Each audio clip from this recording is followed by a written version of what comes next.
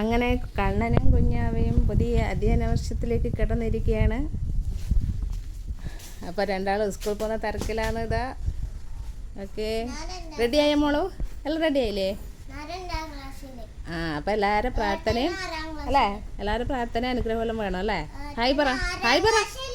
ഇനി 6ലേക്ക് കുഞ്ഞാവ. കുറച്ചുണ്ടായാൽ മതി. ഒരു റഫ് പിന്നെ കുറച്ച് ബുക്സ് കൊണ്ടുപോയാൽ മതി. ടൈം ടേബിൾ തന്നിട്ടല്ലോ, അങ്ങനെ അമ്മ പറഞ്ഞിട്ടുള്ളത്.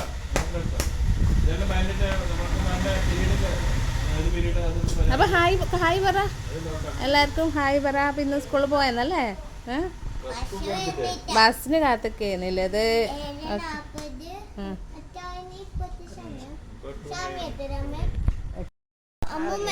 കണ്ണാ ഹായ് കൊടുക്കണ്ട. ഹായ് കൊടുത്ത. അപ്പം ഇന്ന് സ്കൂളിലേക്ക് പോന്നല്ലേ? അപ്പോൾ 2 മാസം കളിച്ച് മതിയായി അല്ലാണ്ടാ ഇല്ലേ? ഓഹോ, സ്കൂളിൽ പോയിട്ട് കളിക്കാം അല്ലേ? അപ്പോൾ അതെന്താണ് പ്രൊജക്റ്റ് ഉണ്ടല്ലേ കൊണ്ടുപോകാൻ? അസൈൻമെൻ്റ് അല്ലേ?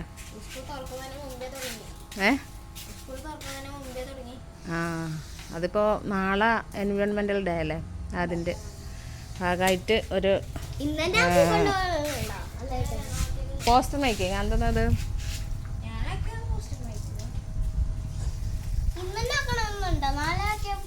ഒരു ഹായ് എടുത്തേ. ഹലോ,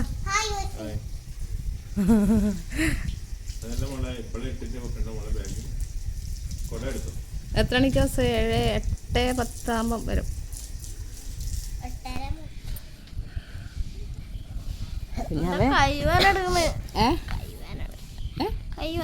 അത് ഊരി, ഇത് ബസ് വരുമ്പോട്ടാണ്. ബസ് വന്നിട്ടാ മനസ്സിലായിരുന്നു. ഇത് ഏത് ബാഗാ? തരാം.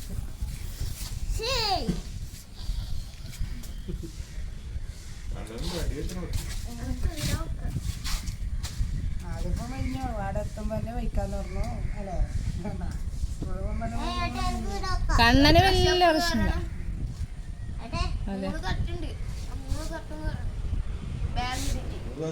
ഇപ്രാവശ്യം ഏടാ മോനെ ക്ലാസ്?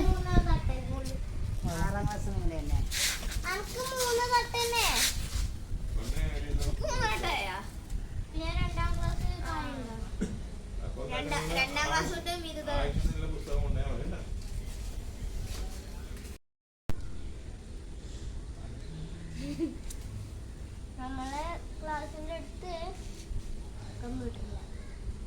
എന്ത്?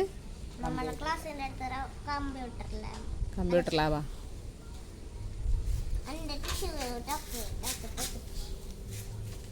രണ്ടാം ക്ലാസ്സിലുണ്ടാ കമ്പ്യൂട്ടർ? അതെന്താ മോളെ ബെൽറ്റ് അങ്ങനെ നിൽക്കുന്ന? ടൈറ്റില് കെട്ടീനാ? ഇങ്ങോട്ട് വാങ്ങാൻ ശരിയാക്കട്ടെ.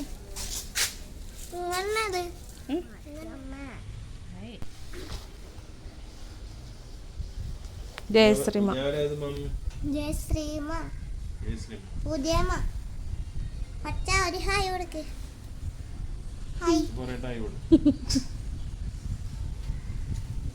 നാലും കൊടുത്തോടെ അച്ഛ. അച്ഛ ഹിന്ദിയില് ഹായ് പറയും. ഹിന്ദിയിൽ ഹായ് പറയും. ഹിന്ദിയിൽ അല്ല, ഹായ് അവള് ഉദ്ദേശിക്കുന്നത് ഇപ്പോൾ ഹലോ ഗുഡ് മോർണിംഗ് നമ്മൾ ഇംഗ്ലീഷിൽ പറയില്ല, അതുപോലെ ഹിന്ദിയിൽ എങ്ങനെയാ പറയാന്ന്? നമസ്കാർ. മലയാളത്തില് എങ്ങനെ?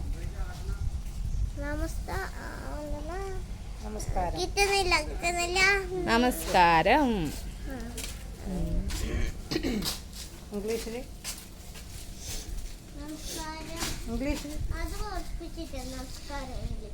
ഇംഗ്ലീഷിൽ ഗുഡ് മോർണിംഗ്.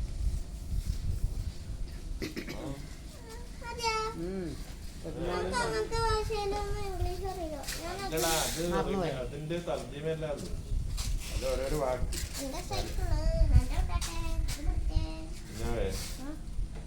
മലയാളത്തില് നമസ്കാരം എന്ന് പറയും, ഹിന്ദിയില് നമസ്തേ എന്ന് പറയും, ഇംഗ്ലീഷില് ഗുഡ് മോർണിംഗ് എന്ന് പറയും.